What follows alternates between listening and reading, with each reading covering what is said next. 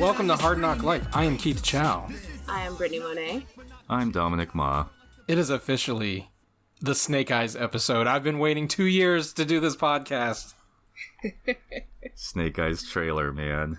We're in the glow of it. Is it really even a trailer? It's like 58 seconds long. It's like a teaser at best. It is a teaser. That's what I was gonna be like. I think it's a teaser, not really a trailer, Okay. but it's a good teaser. What did you guys think? So just to set the stage, last night was the MTV Movie Awards, which is a thing that still happens apparently. I had no idea they still even did. Which most of the awards were like for TV shows, not actual movies. Well, I think they even rebranded the award show to be the MTV Award, so it's the movie, and MTV stands for movies and television. It doesn't even stand for like music television. They could just call it the Media TV Awards now. They could include commercials then. So at the Movie Awards, they debuted, actually I think at the very end, because I know I was refreshing Twitter. I didn't watch the award show, but I was refreshing Twitter like every 5 minutes for like 2 hours waiting for them to drop the trailer. And they finally did, I think, at the end of the show. It was like almost 11 o'clock Eastern when they finally revealed the trailer for Snake Eyes, what we've been waiting for 2 years now, some longer, since it's been 8 years since the last G.I. Joe movie. But it's the Henry Golding Snake Eyes. What did you guys think of that short little teaser trailer? It's very exciting. Because I don't know how. I'm sorry, I don't have any back history besides like the Channing Tatum and The Rock. I think was in one of the G.I. Joe movies, if I'm remembering correctly. Yeah, The Rock. Oh yeah. He's Roadblock. So that's my only actual I think interaction with physical media or movies or TV with G.I. Joe. So when Snake Eyes took off his mask and I was like, wait, isn't that Darth Maul? I don't know that we ever see Ray Park. Maybe in the behind the scenes feature. There's something that I thought he took off his mask. I'm like, wait, that's Darth Maul. Or maybe I just remember seeing the credits and then it said Ray Park and I'm like, oh. Yeah. Okay. But yeah, so it's nice that Henry Golding is playing Snake Eyes. I love Henry Golding, so I'm just very excited for what's going to happen in this movie. You know, it actually tracks that they cast Ray Park to play Snake Eyes in the original live-action movies, only because, and we'll get into this, I'm sure, because I talked about this when I interviewed Henry, but Snake Eyes is probably one of the most formative superhero / comic book characters for me. Like, there's Batman, and then there's Snake Eyes. And, you could argue there's Snake Eyes and then there's Batman sometimes for me. But ever since I was a little kid, I loved the character. I read the comics. I collected the action figures. I watched the cartoons. And I've told Larry Hama this. I've known Larry for almost 20 years now. And we've had conversations multiple times about how I was so heartbroken when I learned Snake Eyes was actually a white guy in the comics. Because in my mind, he looked like me under the mask. Because of all the action figures, Snake Eyes had the file card that said, real name, classified. Hometown, classified.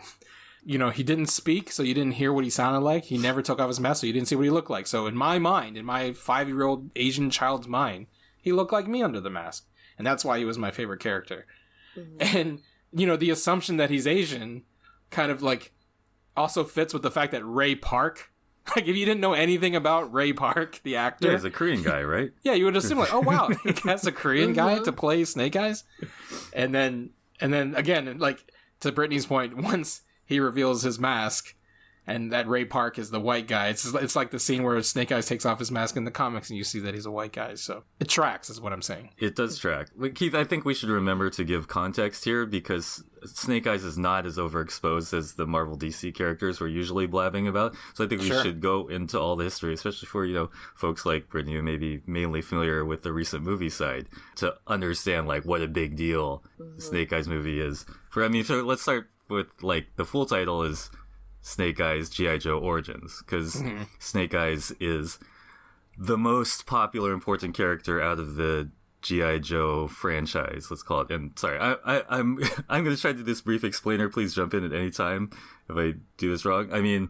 So G.I. Joe to me is one of the most multiple personality problem of any of the worlds we talk about sometimes, because it's it originates from the toys.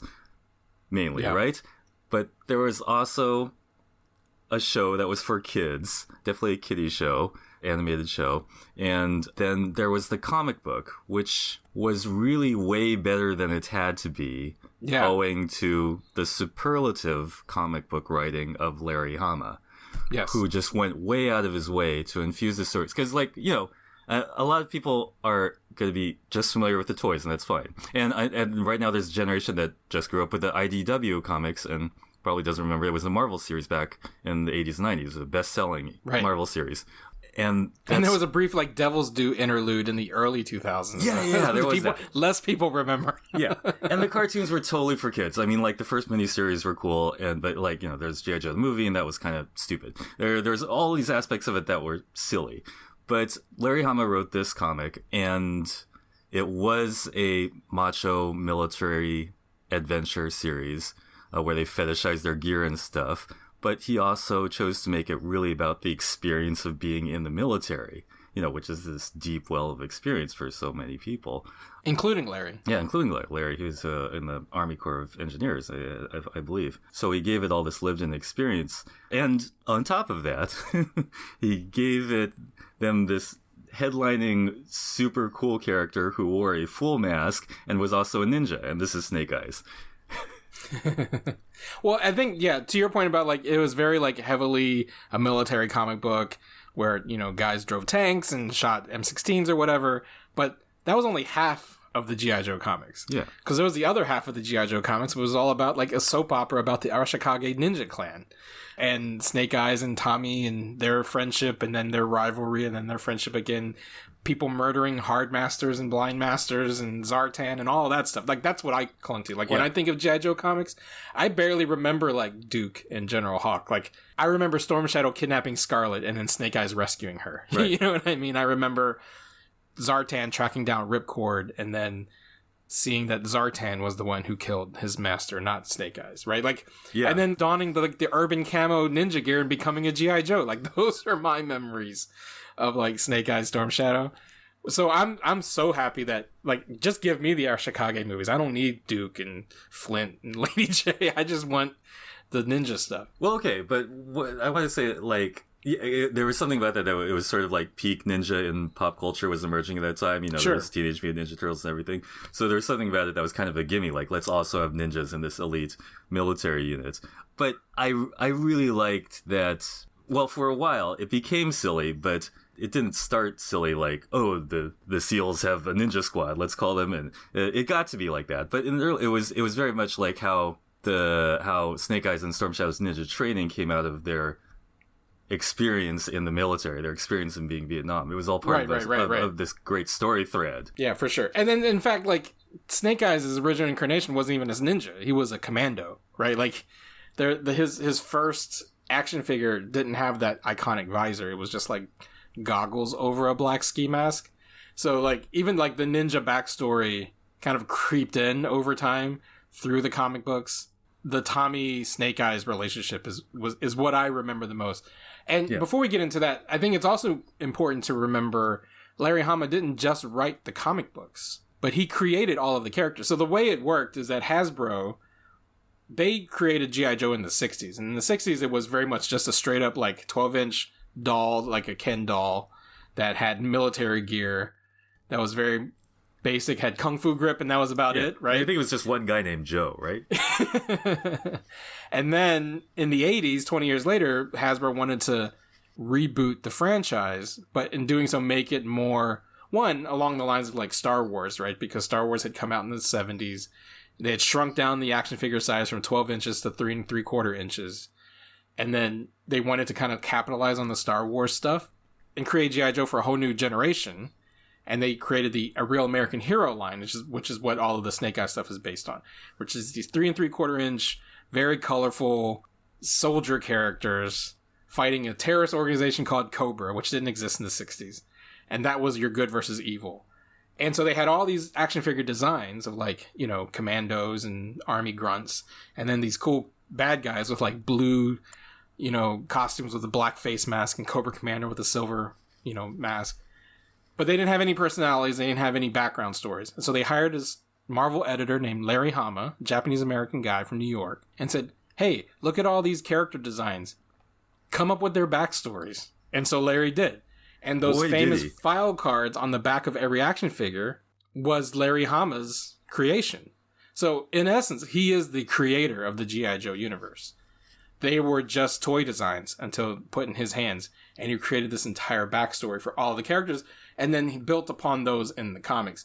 The cartoon had nothing to do with Larry Hama's stories at all. Like, they used the names and they used the designs, but everything else about the cartoons were apart and separate. So, big difference.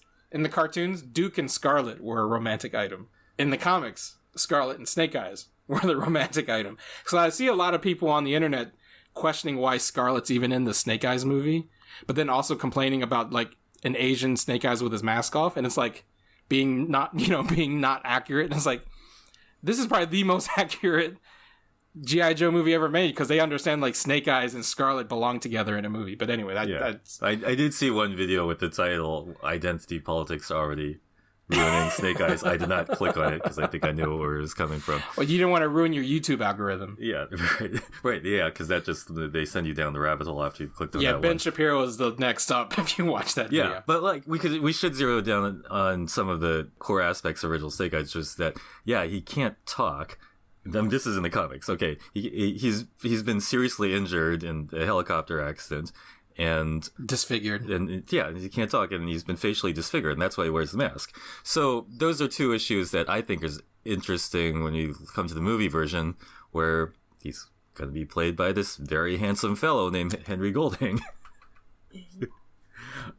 I'm not saying it's bad that they will obviously change those aspects, but I think it does, speak to the interpretation of the character. But again, it's the origin story, and I think that's the biggest difference. And I talked about this with Henry, is that it sets up the Snake Eyes that we know. So it stands to reason at some point in the movie, do you think it ends with him getting seriously wounded in the face? Perhaps. Oh wow. That would be But this heavy. is the story of Snake Eyes before he's Snake Eyes. I think we'll actually get a real name for the first time. It's actually very reminiscent to when Marvel decided that Wolverine would finally have a definitive backstory. Because Wolverine was a very similar character in the 80s and 90s, though, right? Like, I remember he was the one superhero that didn't have an origin. Like, you knew his name was Logan, but you didn't know why. You didn't know what he did in his past. And then I think it was in the early 2000s, they came out with like the Wolverine origin where he had bone claws and his name was James. Yeah, don't even get me started, that man. James Howlett. That was one of the most ridiculous gimme names they could have. Logan is such a better name. I don't take that one as canon. Snake Eyes' real name is Jimmy Hisses Alive. Right. Something fucking stupid like that.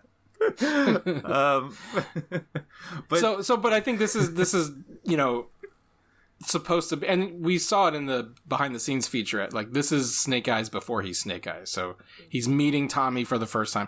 Clearly they're not Vietnam vets. Like, I think they've kind of you can't do that, like, generationally. It wouldn't make sense because they would all be in their 80s if they were like Vietnam, unless they made it a period piece, which I wouldn't be opposed to, honestly.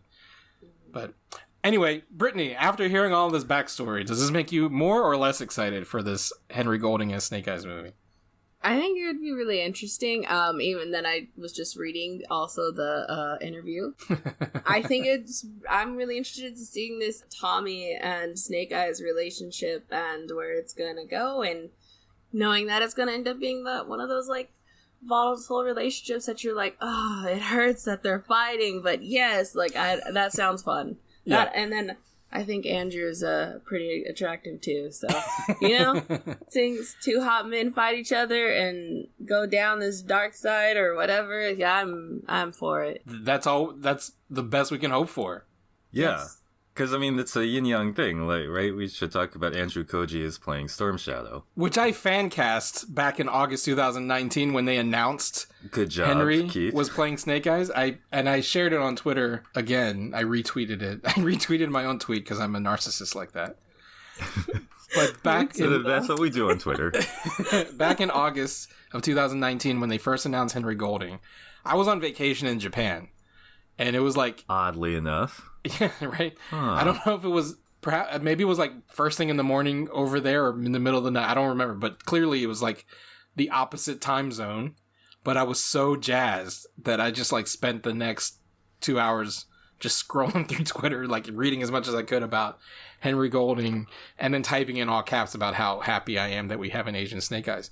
And in the process of that tweet thread that I put together while on vacation to the dismay of my entire family, I fan cast a G.I. Joe Snake Eyes Origins movie. I think I said, I hope this is an origin story about Snake Eyes, Storm Shadow, and Stalker, who was their third friend in Vietnam. And I had fan cast Andrew Koji as Storm Shadow and Michael B. Jordan as Stalker.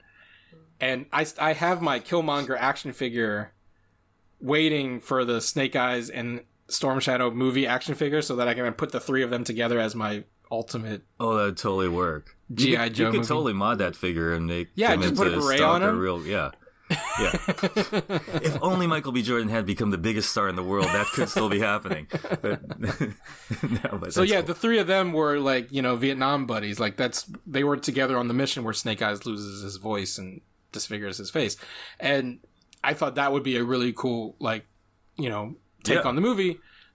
Of course, they ultimately did 2/3 of that and then just focused on the ninja stuff and left out Stalker. But, Yeah.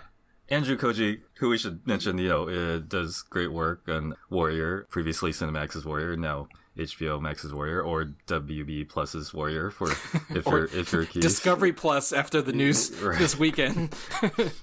But I think we should dip into that and the race issue somewhat too, because it's also a great, as you've said before, sort of a reflection of part of the Nerds of Color stories, because, one of the big narratives in Nerds of Color existence has been casting Asian American Iron Fist, #AA Iron Fist, and we know how that turned out. But but the premise was always to do a meaningful race bend of a cast of a major character. The reason I wanted an Asian American as Danny Rand was not because I had an affection for Danny Rand. And in fact, I think I said that on Twitter one time, and the anti-AA Iron Fist people saw that and ran with it. It was like, this guy doesn't even care about Iron Fist. And yes, full disclosure, I don't give a shit about Iron Fist. But they were casting Iron Fist. That was the big Marvel property at the time, right? They had just announced the Defenders, and it was like, here's an opportunity. Because Danny Rand, much like Snake Eyes, is very much in the milieu of white guy goes to Asia, fish out of water, learns to be best Asian, comes back a superhero. Yeah. And, my whole notion was that, why does the white guy have to be that? Do Asian Americans not exist? I remember, I was in Japan when this news broke. Very much a fish out of water. Feeling a little bit weird. Like they didn't naturally just open all their doors to you because you've got black hair and slanty eyes. Yeah, exactly. Weird. Basically, it was just my way of saying the character of Danny Rand or Snake Eyes or the plethora of superheroes who all learn martial arts doesn't have to be, I think Henry Golding says it in our interview, their race doesn't have to be the reason. Mm-hmm. Right? Like the lived experience of Asian Americans or any people of color when you go back to the motherland is that you don't fit in. Yeah. Right? And it hurts. It pierces you. It's worse even, right? There's actually more layers to when you, to your point, you look around and you see people look like you, but you don't find a home in either world. But that's a more resonant and you're story. Just not Asian enough. And and in the interview you had with Henry, he talks that issue and articulates it very, very nicely. So we'll see how that works out. So but Brittany, you you always talk about, you and I became friends during the AA Iron Fist, movement. I guess that's so silly to say. I had just finished, I think, reading the Immortal Iron Fist run, which by Ed B. Barker and Matt Fraction, which is the best Iron Fist comic, I think. And I read it, and I'm like, there's nothing about Danny Rand that I'm like, and I love that story, but there's nothing about him that screams that he has to be white man. And then when people bring up, oh, well, when him and Luke are together, the, white privilege, I'm like, I can get that, but I think that in some cases, I could be wrong, but I think in some cases there are still, I think Asian people have privilege over black people just because of the more closeness to whiteness thing. Oh, yeah. definitely. That could have conversation could have been even richer. Yeah, and I was like, that could have. There was just so many reasons why I think Danny Rand, it makes sense, or even to be a mixed Asian American, would have made sense. And I think that idea of you can't because you're Asian, or you just have any part of your Asian in you, you're going to be a fish out of water. But like you were saying, you felt like a fish out of water when you went to Japan, or yeah. I mean, it's just Asian this American idea. people do feel weird in Asia, okay? Right. It's the whole notion that like only white people can kind of be these characters erases the experience of Asian Americans, right? Like, because what it does is it's that perpetual foreigner stereotype too, right? Like, an Asian in America is by default more Asian than a white guy because America is white, right? Like, that's the dirty little secret of that whole trope. Right. Yeah. I mean, if I went to Africa, I would be very much a fish out of water because, one, I'm also biracial. So, like, even me just existing in America as being biracial, like, you often feel like, oh, well, I'm not black enough or I'm not white enough for certain things. And that is a constant feeling just being here in America. So imagine if I did actually go to Africa. Like, it would even be more probably a different, situation, or even if I went back to Greece. Like, it would just be I would be fish out of water anywhere I went. So it's just like, I think that's something that people don't understand, is like, just because your motherland, like, doesn't mean you're gonna like identify with it or understand their world because it's so different from America. Right. But the journey to get in touch with that heritage is such a powerful one, as opposed to just like the white guy goes and becomes the best at everything, which is, that turns up in real life in weird ways. But yeah, we should go back to the comics for a second, just to, remind people that, so they were pretty coy about how they revealed it in the comics, because Snake Eye, again, wore the full mask and could be anybody, as he was talking about. And they did this beautiful 2-part origin story, and then you kind of learn, okay, he's a blonde guy who looks kind of like Brad Pitt. It still doesn't really hit you over the head because he still never talks. But yeah. And the thing is, you still never see his face. You just see him from a distance. Like, in the distance, he's got blonde hair, or he's got like a hat that obscures his face. Like, they were still like clear to not show what he looked like, but they were very clear to show that he was white. And I think that's what was heartbreaking. Was like, if you're still going to like kind of obscure his features, then you could still like literally make him anything. But like, they went out of their way to say, no, he's got blonde hair. Because that's the one thing that like the identity politics is ruining G.I. Joe folks on YouTube are pointing at, is that like, Henry Golding doesn't have blonde hair or blue eyes, Snake Eye's supposed to be white, damn it. Well, it's interesting too, because of what, Brittany, you were saying about being mixed race, because, Henry faced this from the Asian American community, or some faction of the Asian American community, when he was casting Crazy Rich Asians, because he is half white, and there were, some toxic Asian bros that were like, he's too white to be Nick Young. And now there's like people saying he's too Asian to be Snake Eyes. So that's very much the mixed race. That is dilemma, That's something that I think as mixed people we will always experience. We're either not enough of whatever makes us people of color. We're not enough of that, or we're not white, or we're not white enough, or we're too white for this, we're too this for that, and it's just. It's crazy. I remember that argument coming out about him, and I really felt for him because it was just like, but he is still Asian, and. I don't know. And I think also a lot of the whole, fortunately, that one drop rule has ruined a lot of like how people identify people of color.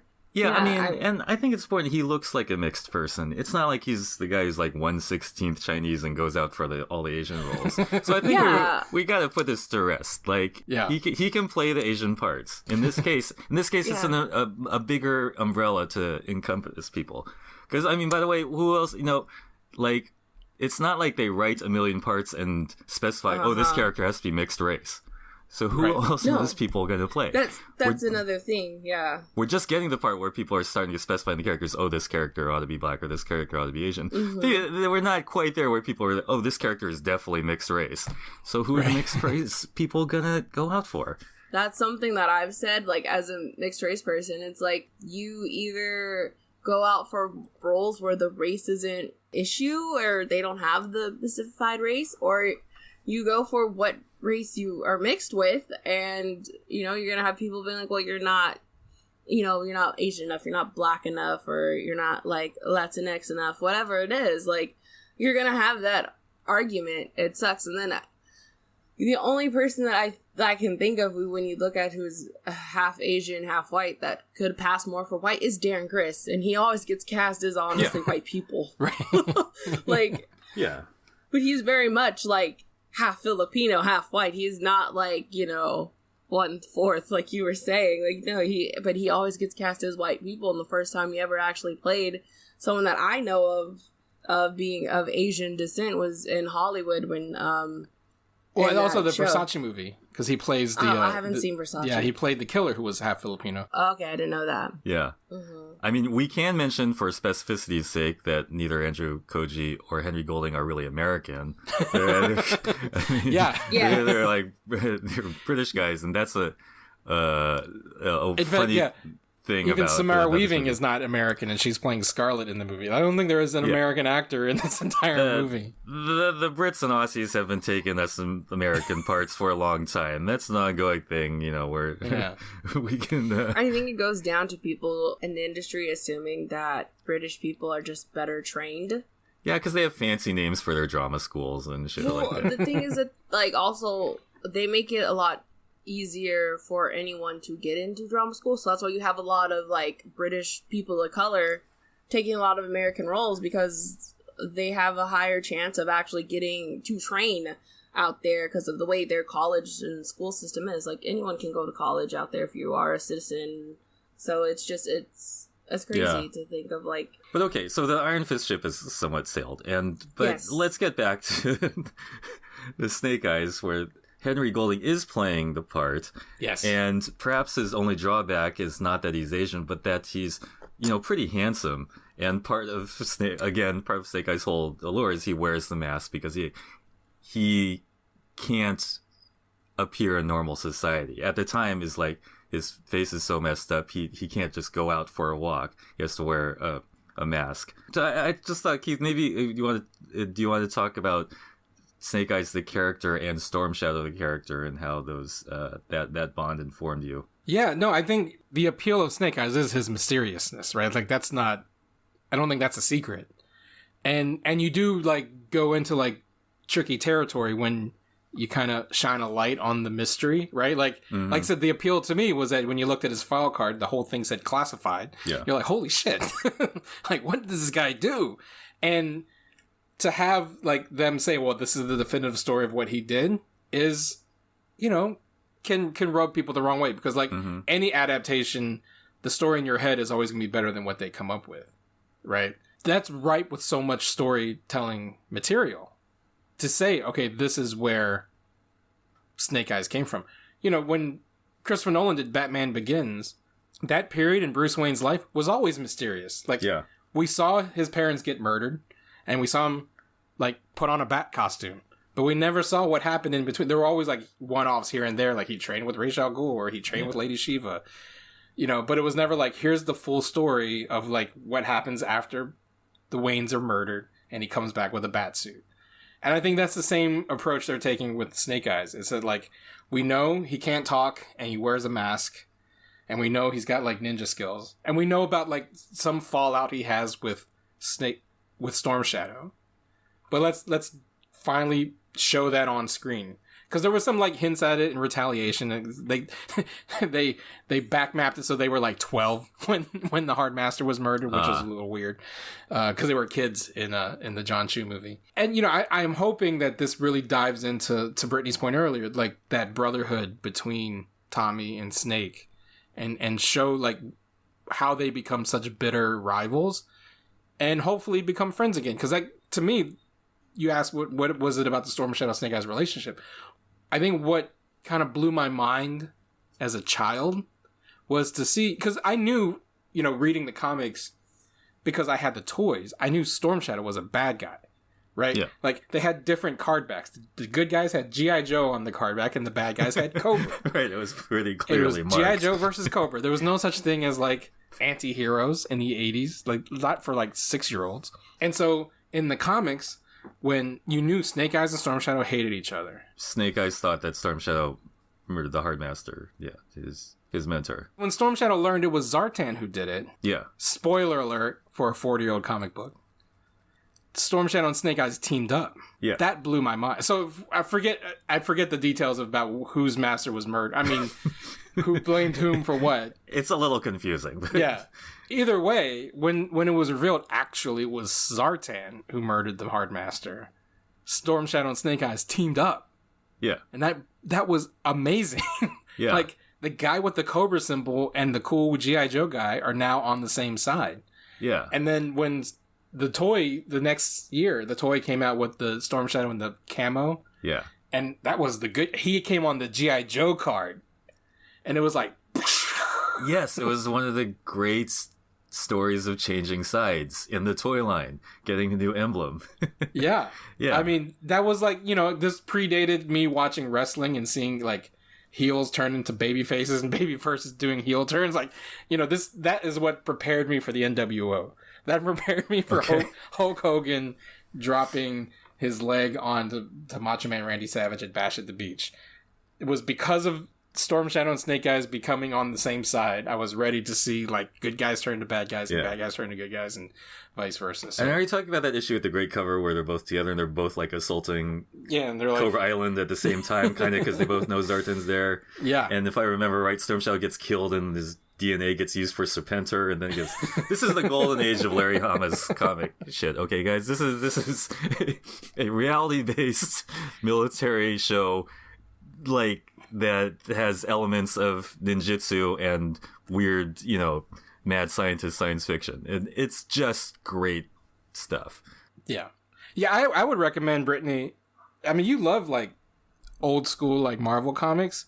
Mm-hmm. Get you a couple copies of, like, the best of Larry Hama, G.I. Joe's run. I mean, like, it gets even crazier. Like, in the this is, again, if you only watch the cartoon, you don't know any of this stuff. Like, in the comics... Cobra. I didn't even watch the cartoon, so I don't know. Like I said, I've only seen these two movies with Channing Tatum, and I think he dies in the beginning of the other one, if I'm remembering these movies correctly. Well, some of the wildest shit in the comic books is like Cobra. They were this terrorist organization, but they also like took over this town called Springfield, not the Simpsons Springfield. I was like, wait a minute, what? they predate the Simpsons by several years. Okay. But it was like there was a Crimson Guard named Fred, I remember. Like, do you remember any of this stuff, Dominic? Oh yeah, no, this stuff is burned in my brain. I read those comics 1,000 times. Yeah, the joke was there's Springfield in every town in every state in America, so they couldn't find out where it was. And the Crimson Guard story was really deep because Cobra has this really interesting pyramid scheme of salesmen, and he's like a used car salesman. Yeah, but then some of them are just become clones and become Crimson Guardsmen, and they're anyway, it gets deep. But and it also bears mentioning that and Larry Hama wrote this original Marvel run for almost its entire run. He wrote some of the IDW comics too. So his run is equivalent to like Chris Claremont's of the X-Men. If you think of there being one writer on a comic book for a definitive run through most of the 80s and 90s. For a lot of people, that's Chris Claremont on the X-Men, and Larry Hama has a similar influence over G.I. Joe. And I would also like to point out that Larry Hama is an executive producer on Snake Eyes. And for all of you clowns out there who are bitching about Snake Eyes' betrayal of his comic book origins because they cast an Asian guy and they took his mask off, Larry Hama's like on this movie. He's doing press for this movie. Yeah, he's in that behind the scenes. It's like, you can't complain about them betraying Larry Hama's vision if Larry Hama's in there like contributing to this story. Wait, but I want to mention one thing about the cartoon. I said the cartoon was silly, and it was silly. But in the very first miniseries, there are a couple great scenes where you get hints of the romantic feeling between Snake Eyes and Scarlet, and that's like one of the only emotional beats in the animated series that really lands. But it's a big one. Like, do you remember that there's that part where he's in the frozen tunnel and like trapped behind, a barrier, and there's poison gas coming for him, and he's saying goodbye to Scarlet, and that just like hits you, man. That's like I Love You, I Know from Empire Strikes Back. Because the Mass Device may have been more influenced by the comic books And then as the show progressed and like Sunbow took over or whatever, it became more and more divorced from the comics. Because I know that like Larry used to say, people would come up to him all the time and say, knowing's half the battle. And he'd look at them like, what are you talking about? You want to know what the other half is, buddy? The other half is in the freaking comic books. It's like in the mud. But I want to mention that because there is sort of a romance story too, but not really. One great thing is Snake Eyes' continuing relationship with Scarlet, which is really platonic for a long time. Just, comrades in arms, but there's a romantic subtext that gets consummated after a really long time.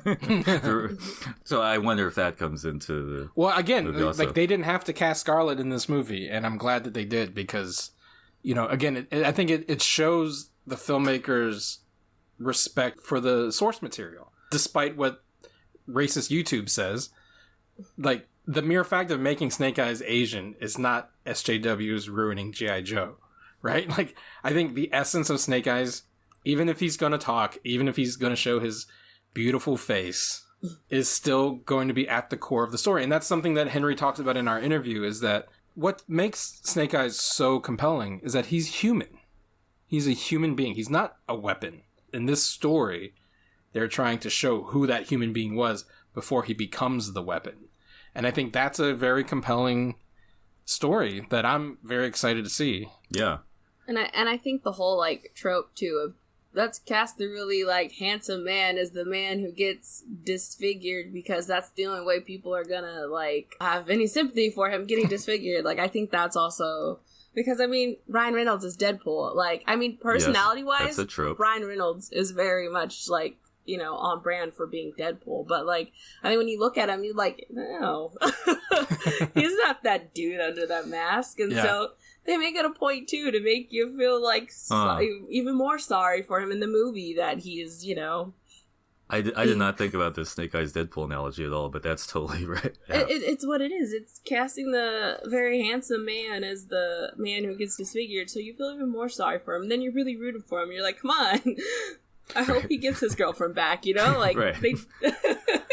But unlike Deadpool, I don't think Snake Eyes will actually say the words, man, I remember when I was hot, which or whatever he says in that movie, which is kind of like way but too I'm just on saying, the nose. it's like the same thing of trying to get you to sympathize with him even more, because he was handsome before. Yeah. Yeah, but yeah. Can I say another thing of getting back to the trailer specifically? There are like two things I want to mention. Like, this might sound a little bit weird. I hope it's not really like a martial arts movie. I don't, because we've got a whole bunch of Asian and Asian American martial arts heavy movies coming out this year. And one of the cool things about Snake Eyes to me, Keith, you may disagree, was that he was just such an effective user of, all the military arts. Not that he was like a ninja, they call it. He has a sword because he's really good at using a sword. But of course, there's that famous scene in Silent Interlude where a ninja walks up to him, like brandishing some sai, and he just throws a grenade at him because it's much more effective. And that was one thing I loved about Snake Eyes. He used modern military weaponry and he used the sword when he had to because he was just real smart about it. Well, if it makes you feel any better, like the first shot of Snake Eyes in the trailers, he's shooting with his Uzi. So yeah, like that's his signature his preferred weapon. Handgun. Yeah, it's not the katana; it's the Uzi. So I mean, I don't want them to have a whole bunch of sword fights just for the sake of having sword fights. When Snake Eyes, the characters I know, would just be like, he's just on mission. He's just like, I got to get through these guys. If it takes a sword or the gun I've got with me, whatever it takes. That's much more fascinating than like, I will show you my incredible martial arts prowess because I'm the best martial artist in the universe. He doesn't do unnecessary flips in the fight, right? Right. He doesn't give a shit whether Iron Fist or Shang-Chi's the best martial artist. He just wants to go and rescue the girl. Sorry to make it reductive like that. He wants to go. He wants to finish the mission. Yeah. No, I get that. And, I mean, the trailer has some variety of fighting styles. So hopefully he is a commando as much as he's a ninja, because he is the ninja commando. I think they'll get that. Again, like, I'm very confident that, Larry Hama's part of it. The way Henry Golding talks about the role is that it's much more nuanced than I think what people are expecting. And I think that's a good thing ultimately for Snake Eyes, because I think the main complaint about the fact that he's not wearing a mask, all this stuff, like, people are basically saying you're making the character too complex, and we just want the kind of like one note. To your point, he's just the efficient guy. He's the stunt man that can do all the fancy martial arts, because that's what Ray Park was ultimately in the G.I. Joe movies, right? Like, they cast Ray Park because, you know, no shade to Ray Park, he's not the greatest actor in the world. That's why he has one line in The Phantom Menace, and he doesn't even say that line. It's dubbed, right? But he could physically embody the role. But he can do the martial arts, and that's all like Sam people Witter. want. I'm sorry, make Sam Witter live action Darth Maul. Yeah, well, but that's what I think. If they ever bring back Darth Maul, they'll just do that, and they'll have Sam Witwer like dub over Ray Park's. No, do both. I think he could do both. If you saw him on Supergirl, he could totally do both. Well, that's the thing about the Darth Maul makeup, is that like, you put it on, everyone looks like Darth Maul. Like, it doesn't have to be that's Ray what Park. I'm saying. Sam Witter, or however his last name, he could do both. Yeah. Well, I did. So the one thing I did bump on in the trailer, as much as I love Andrew Koji, and I was, like I said, fan cast him 2 years before they even announced he was in the movie, is that the main reason I've wanted Andrew Koji in the role is that for 2 movies prior and the cartoons, Storm Shadow was always portrayed as a foreigner, right? He speaks with a thick accent. I wouldn't even say a thick Japanese accent, because Byung-Hun Lee's not Japanese, and he just speaks with a Korean accent as Storm Shadow. And in the cartoons, he always talk like this. He talks like a Nemoidian from Phantom Menace, since we brought up Phantom Menace. And the thing I loved about Storm Shadow, like, to your point, like, what was it about these 2 characters in particular for me as a kid who didn't identify as Asian American even, right? But I knew that, like, seeing Tommy Arashikage be a kid from Fresno, California, was like cognitive dissonance. Like, an Asian guy who's actually American, you know, like, Tommy was an American in the comics. And my hope by casting Andrew Koji, even though he's British, he plays American in Warrior, he speaks with an American accent in Warrior, that we would finally get a Japanese American Tommy in the movies. And the few lines I hear him speak in the trailer, he sounds like he's got kind of a faux Japanese accent. I'm not quite sure yet. I know that you were saying you think Henry's speaking in a British accent in like the 2 words he says in the trailer. So I'm not sure. Or else it's the most refined English I've ever heard. Like, maybe they're, you know, once they finally do the complete ADR for the film, they'll speak with American accents. I don't know. But yeah, I did bump on Andrew's choice of using a Japanese accent for Storm Shadow. But it might not even have been his choice. It might have been a mandate. Like, you have to speak in a Japanese accent. But, I mean, maybe. He's from Fresno, Ace. Like, how could you? Yeah, I wanted to make sure I wasn't conflating him with Jim Morita from the Captain America movies. No, I just like that line so much, because also my mom, like, I was talking about off recording that my mom is from Fresno, so like, that's just a line that resonates with my family. Just because, you know, I do want to find out, like, what is the Japanese American population in Fresno? If like 2 of the most prominent comic book Japanese Americans are from Fresno, I wonder. Well, I mean, it makes sense. The Japanese American population, but Fresno is interesting because it is very diverse. It's this very diverse, medium-sized town in really central California. It's hot and flat, and it's just an interesting place. And I would not be surprised if there's a significant Japanese American population. I wouldn't be surprised if Larry Hama had some family somehow connected there, because it was one of those landing points in California where you might land if you didn't land San Francisco or LA area. Yeah. So that was a very specific hearkening again to the Asian American experience. You know, a guy who might end up in Vietnam. And again, we should remember this team is led by Stalker, a black guy. He's got a Japanese American guy on their long range recon patrol team, and Snake Eyes, the mysterious guy who never quite shows his face. It's a great story. Yeah. I mean, the more you talk about that, the more I wish that was the movie we're getting. But alas, it looks like it's heavily in Japan, and it looks like they're both kind of British or British, or just. They're just both really hot. That's all that matters. And they're hot. And there's that. Yeah. They are hot. But, like, wouldn't it be great if the story made the case that guys from Fresno could be hot? Yes. Yes. But, yeah, well... With that, everyone go see Snake Eyes July 23rd, and go to thenerdsocolor.org to read my interview with Henry Golding.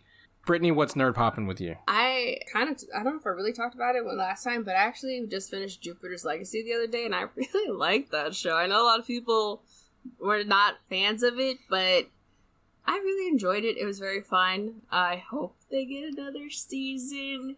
What's going on with Matt Latner's character? That's, if you guys don't know, Matt Latner voiced Anakin on the Clone Wars, and he is actually live action physically in the show. So I'm like, oh, it's Matt Latner. That was very exciting for me as a Star Wars fan. Somehow my nerd poppin' goes back to Star Wars. Always. It seems there's always a theme.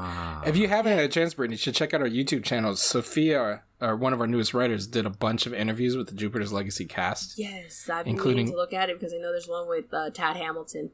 So yeah. Yes. And not only Josh Duhamel, but Josh Duhamel's dog. So you got to watch that video for sure. I always call him Tad Hamilton. That's like his name in my family too, because we all love that movie. We're like, it's Tad Hamilton. Dominic, what's nerd popping? It's CamFest this week. It's Asian American Media and Movies Festival here in the Bay Area. And I think for the closing party, a friend, HP Mendoza, is going to premiere his dance album. HP Mendoza is very talented indie filmmaker, and also he did Colma the Musical and Fruit Fly, among other things. And I think for his Kickstarter backers for one of his latest projects, the perk was that he would write a song for them, and he comprised them all into a nerdcore dance album. So it's going to sound very much like old school video game music. It's got him singing. It'll have Lex, a Lexicon artist on it, stuff like that. So it should be a cool musical release. Keith, what's nerd popping with you? That's awesome. Well, since this is the Snake Eyes episode of Hard Knock Life, I should announce I've in the process of starting a new podcast and YouTube series called Shelf Conscious. It's going to be all about action figures and toys, interviewing other collectors and folks in the toy industry. And what better time to announce it than on the Snake Eyes episode, the G.I. Joe episode of Hard Knock Life. The podcast is still on its way, but I have a Twitter account, so just go to ShelfConNOC and follow me there. That's where I'll post all of my musings about collecting and action figures and action figure related movies like Snake Eyes. So go to ShelfConNOC. Our theme song is written by Jamie Noguchi, and our cover art is also by Jamie. So follow ShelfConNOC. That's my nerd poppin'. It's a self-promo. So are you going to be doing like He-Man stuff too? Right. Yes, I will be doing He-Man stuff. That's the other thing we didn't get a chance to talk about. Masters of the Universe Revelation, the follow-up to the original 80s cartoon created by Kevin Smith and Mark Bernardin and Dia Mishra, who are all like friends of the NOC. They revealed some images from Masters of the Universe. Maybe we'll talk about that next week. We'd love to talk about it. Without getting too deep into it, I just want to say Masters Universe is an example of something that didn't have a comic book written by Larry Hama.